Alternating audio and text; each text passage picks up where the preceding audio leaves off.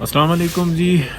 ابھی انصار عباسی صاحب کا میں ایک ولاگ سن رہا تھا، اور اس میں اس کے آخر میں جو ہے وہ مختلف باتیں کر رہے تھے، اور آخر میں انہوں نے ایک بڑی پیاری بات کہی، لیکن اس کو الٹا کے دیکھیں تو سمجھ میں آتی ہے۔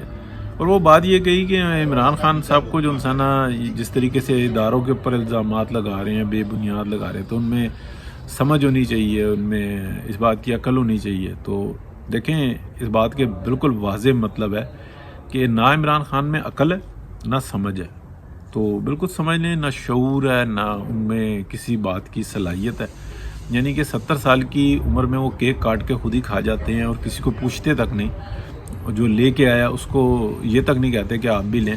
تو یہ شعور کی ان کی مثال دے دی جاتی ہے کہ یار اس شخص کے اندر کتنی کرٹسی ہے، کتنی ایک اس میں صلاحیت ہے۔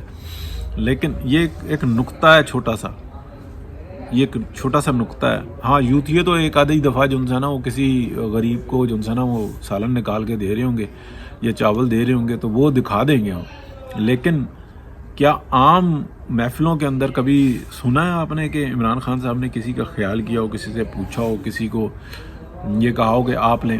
اس شخص میں تو اتنی جرت نہیں ہے، اتنی صلاحیت نہیں ہے کہ یہ کسی کو اپنے پاس بلا کے کھانا کھلا دے اپنے پلے سے، نہ سوال ہی نہیں پیدا ہوتا۔ تب آپ 1000 بندہ جو انسان ہے اس کے ارد گرد رہا ہوگا، کوئی ایک ثابت کر دے کہ عمران خان نے مجھے کھانا کھلایا، آج تک سوال ہی نہیں پیدا ہوتا۔ وہ مد ہی نہیں ہے اس شخص کے اندر، تو یہ قوم کو کیا دے گا، یہ کسی کو کیا دے گا، اس میں یہ مد ہی نہیں ہے۔ بہرحال بڑی پیاری بات کی انصار عباسی صاحب نے، اور میں ان کی بہت ساری باتوں سے اختلاف کرتا ہوں، لیکن اس بات سے اتفاق کرتا ہوں کہ نہ عمران خان میں عقل ہے، نہ سمجھ ہے، نہ شعور ہے، نہ کوئی اس شخص کے اندر کوئی کچھ بھی نہیں ہے۔ بس یہ فساد ہی ہے، شر ہی ہے، اور فتنہ ہی ہے، کچھ بھی نہیں ہے اس شخص کے پلے۔ یہ جو جتنا بڑا فساد اکٹھا ہوا ہے پاکستان کے اندر، اس کو ہمیں تھوڑا سا سمجھنا ہوگا کہ D G I S I بھی جو انسان سامنے آئے اور انہوں نے اس بات کی وضاحت کی، یا تو وہ پردے میں رہتے تھے یا وہ سامنے آ کے بیٹھ گئے۔ اور جب وہ آئے تو پہلے اس میں بہت اچھا لگا، میں نے بھی بڑی تعریف کی، لیکن بعد میں سوچا تو یار یہ تو غلط ہو گیا کہ کیا آلریڈی جو انسان ایک آئی ایس پی آر کا جو کہ انہوں نے کھول لیا سیکشن اس طریقے کا، تو ریاست کے اندر ریاست قائم کر دی ہے، اپنی وزارت بھی بنا لی ہے ترجمان کی۔ تو یہ بڑی تکلیف کی بات ہے۔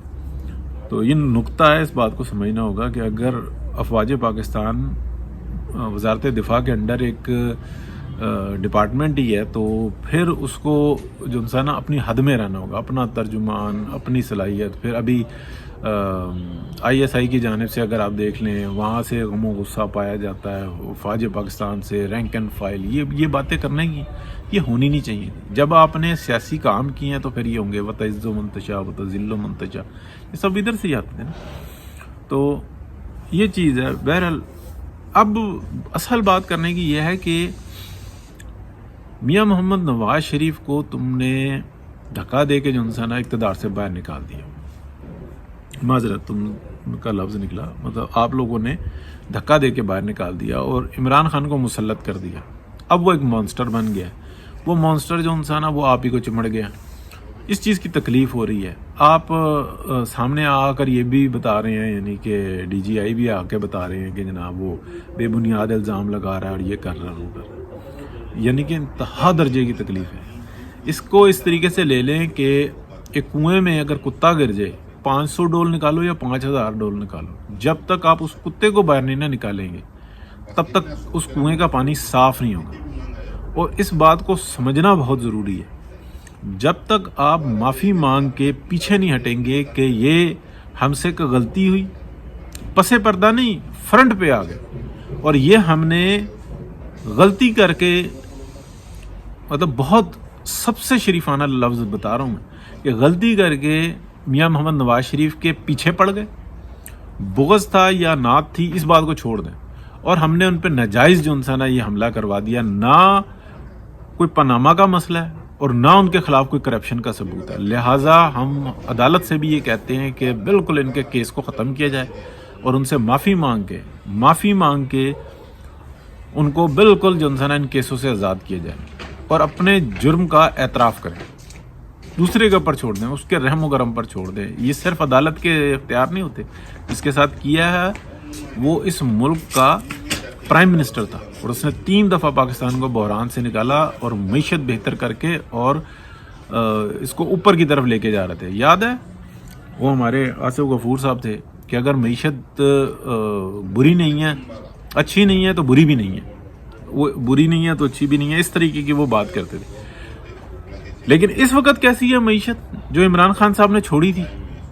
یہ بھی بات ہمیں سمجھنی ہوگی. تو اس مسئلے کا جو پہلا حل ہے نا، یعنی کہ اس کنویں سے کتے کو باہر نکالنا، وہ یہ ہے کہ اپنے جو الزامات ہیں ان کو باہر نکال لیں.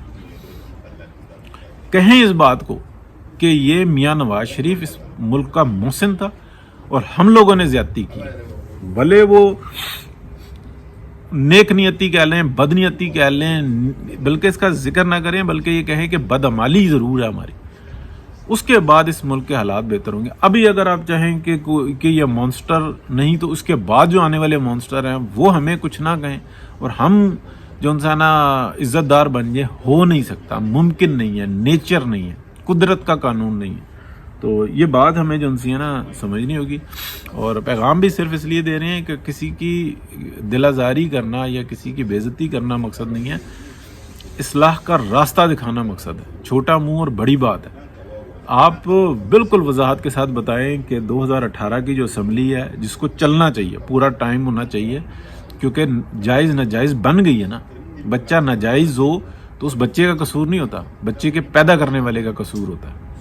وہ بچہ پورے رائٹس رکھتا ہے، اس کی معاشرے میں عزت ہونی چاہیے، اس کو وقت پورا کرنا چاہیے، اس کو مار نہیں دینا چاہیے. اگر وہ پیدا ہو گیا تو کوئی ہمارا دین کسی جگہ پہ اس کو کوئی دھتکارتا نہیں. نعوذ باللہ، میں کوئی غلط بات نہیں کرنا کہ ناجائز بچہ پیدا ہونا چاہیے، ناجائز بچہ پیدا نہیں ہونا چاہیے، لیکن وہ پیدا ہو گیا تو اب اس کا جو ہے نا یہ نہیں ہونا چاہیے کہ اس کو قتل کر دیا جائے. میاں نواز شریف کو میں یہ سمجھتا ہوں کہ معافی مانگ کے ویلکم کیا جائے.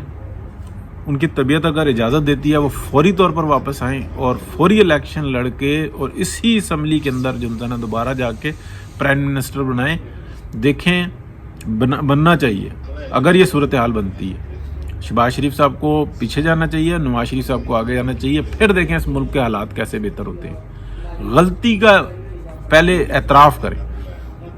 یہ نہیں ہو سکتا کہ ہم نے جناب ایک شخص کو تو ٹارگٹ کیا ہے، اس کو ہم آنے نہیں دیں گے جو صلاحیت رکھتا ہے، جس کی طرف قدرت نے جو انسان اشارہ کیا ہوا ہے کہ یہ شخص کچھ کر سکتا ہے، اس کو تو ہم دبا کے رکھیں اور ہم نئے طریقے اس کے بھائی کو لے آئیں. پھر بے ایمانیاں ہوتی ہیں.